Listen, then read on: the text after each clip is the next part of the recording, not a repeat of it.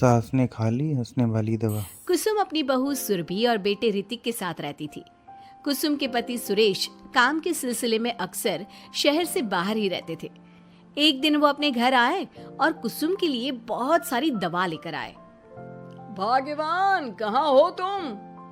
अरे आ गए आप।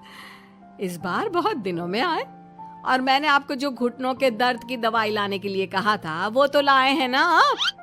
हाँ हाँ, तुमने जो भी कहा था वो सारी चीजें ले आया हूँ। बस अब एक गिलास पानी तो पिला दो। सुरभि, ए सुरभि, एक गिलास पानी तो लाना।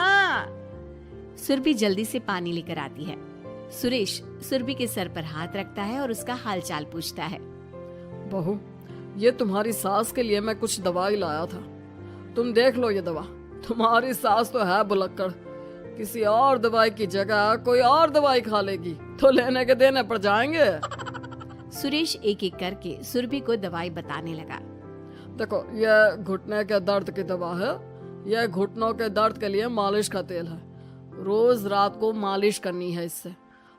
ये बीपी की दवा और ये कमर दर्द की। एक दवाई की शीशी हाथ में लेकर कहते हैं, लेकिन ये दवाई किस चीज की है? लगता है मेडिकल वाले ने गलती से दे दिया। सुरेश कुछ दिन अपने घर वालों के साथ रहता है और फिर शहर से बाहर चला जाता है।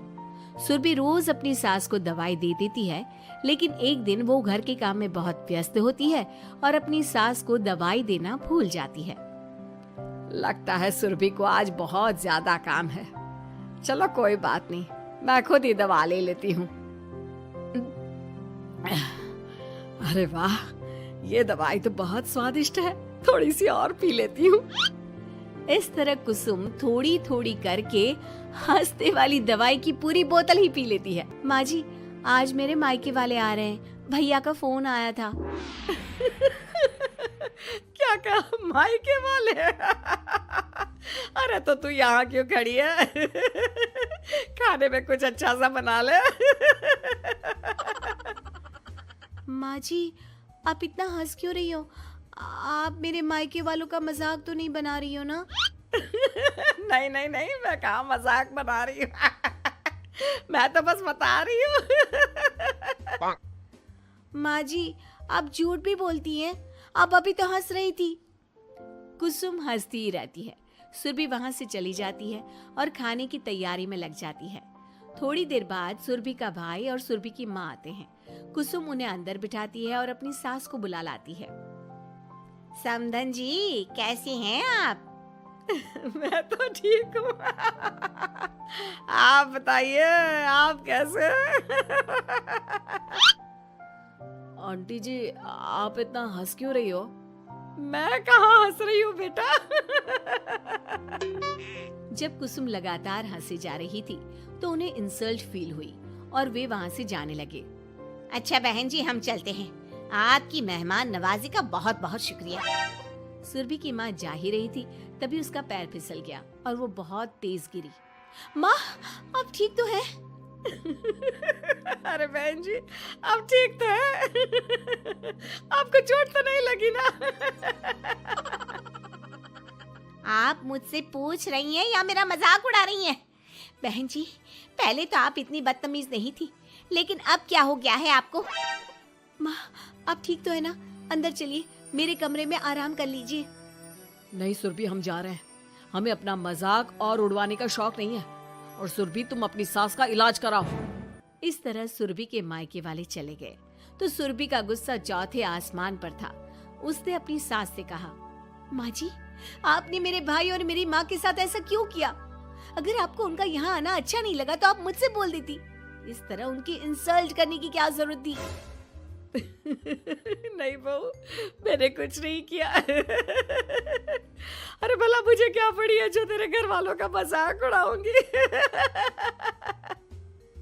देखिए देखिए माँ जी, आप अब भी हंस रही हैं। आपसे तो बात करना ही बेकार है। सुरभि वहां से चली जाती है। अगली सुबह सुरभि को बहुत तेज बुखार हो जाता है और कुसुम उसे आवाज लगाती हुई उसके कमरे में जाती है। सुरभि, सुरभि, क्या हुआ? अभी तक सो रही हो तुम? क्या हो गया? माँ जी, मुझे बहुत तेज बुखार आ रहा है। अच्छा ठीक है, ऋतिक को बुलाती हूँ। माँ जी, मुझे बुखार आ रहा है और आप हंस रही हैं। अरे नहीं बहू, मैं कहाँ हंस रही हूँ। वो तो मेरी हंसी रोक ही नहीं रही है। माँ जी, जब आपकी तबीयत खराब होती है तो मैं आपका कितना ख्याल रखती हूँ और आप मुझ पर हंस रही हो। चले जाओ आप यहाँ से। बहू सुन तो सही। नहीं माँ जी, आप जाओ यहाँ से। अब तो आपके बेटे ही आपसे बात करेंगे और मैं पापा जी को भी बताऊंगी कि आजकल आप क्या कर रही हैं। जब ऋतिक घर आया तो सुरभि ने उसे सारी बात बताई। मुझे तुम्हारी बात पर विश्वास नहीं हो रहा। माँ तो तुमसे बहुत प्यार करती है, फिर वो तुम्हारा और तुम्हारे घर वालों का मजाक क्यों उड़ाएंगी। खैर अभी छोड़ो इस बात को, अभी तो तुम मेरे साथ चलो, तुम्हारी दवाई ले आते हैं। कुछ दिन में सुरभि ठीक हो गई। एक दिन ऋतिक को पता चला कि उसके मौसी के बेटे राहुल की तबीयत बहुत खराब है, तो वो अपनी माँ और पत्नी को लेकर हॉस्पिटल पहुंचा।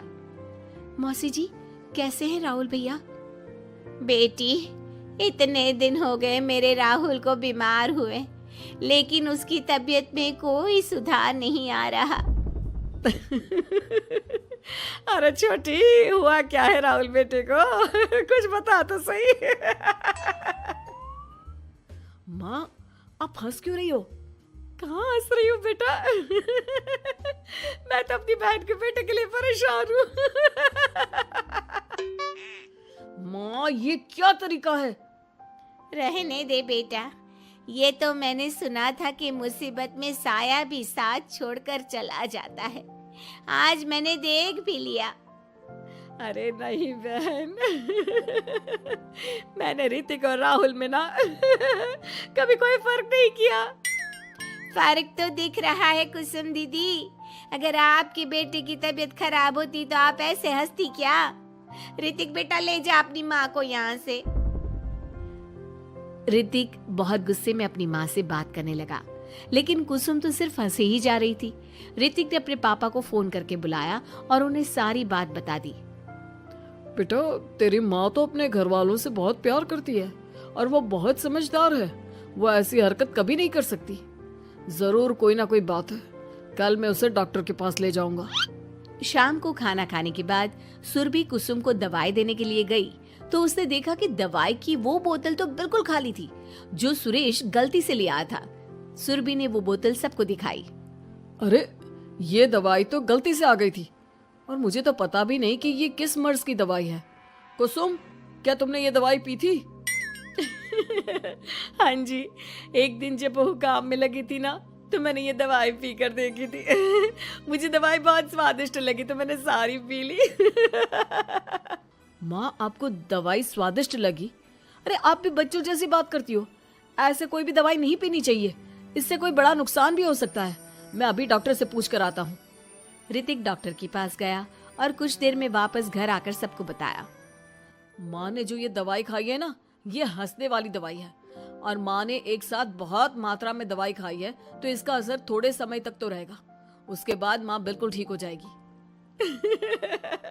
अच्छा हुआ जो तू डॉक्टर से पूछ कर आया, नहीं तो हंसते हंसते मेरा पेट ही दुख गया है। तुम जब तक पूरी तरह ठीक नहीं हो जाती घर पर ही रहना, और घर पर कोई मेहमान आए तो उससे बात मत करना। आप ठीक कह रहे हो, मैं ऐसा ही करूंगी। अब मैं बिल्कुल हंसूंगी। कुसुम की बात सुनकर सभी हंस पड़े।